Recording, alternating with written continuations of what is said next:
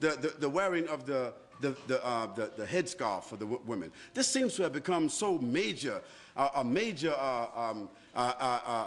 aggravation. Why should women who want to wear a veil, why should this have been such a source of aggravation today? Why is that? I don't understand it. I mean, if a naked woman walked in this room here, meaning wearing a bikini or a G-string, she would have the right to just walk just like anybody else. If a woman came down here and she was wearing a G-string and walked right across here and went back upstairs and came down, matter of fact, there was 2 or 3 of them, we would be like, whoa. What's going on here? But we couldn't say anything because it is accepted in the society for a woman to wear this in public. And there are some beaches in this country and some places in this country where you got some people call themselves naturalists. You know what they are. I don't have to tell you. That is, they believe that they should just walk around all the time naked. Now that we can't make a judgment call because according to legislation, the naturalists have a right. There's a man that was running across the whole UK for 3 months. Can you imagine that? 3 months with nothing but a hat and a pair of boots on.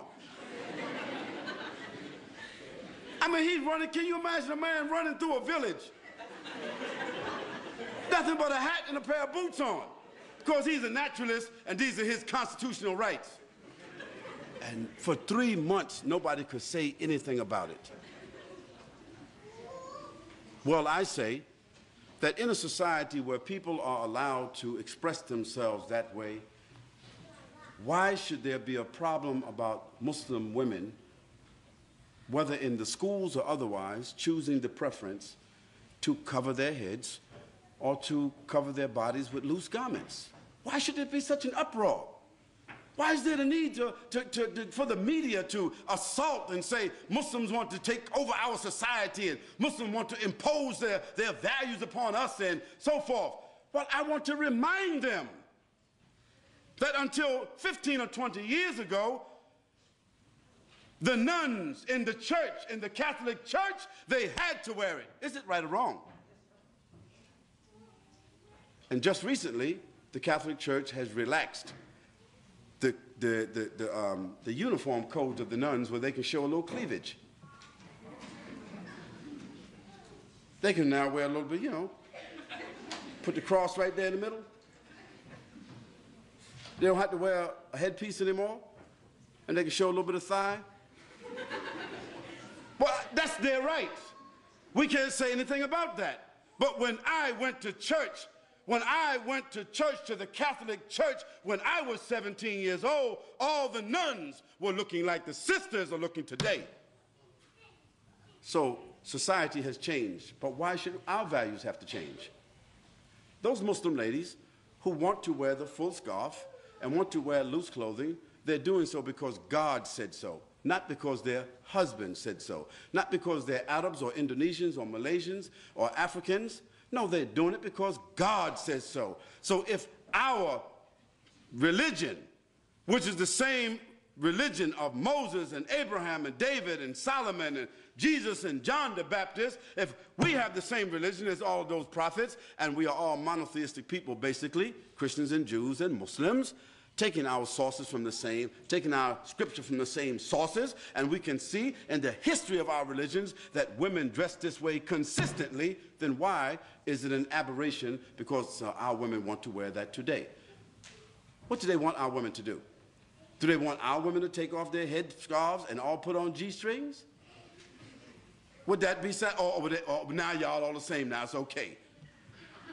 No, we say it's not okay. And we say, as Muslims, we have the right to preserve what we consider to be decent and dignified clothing and apparel and appearance.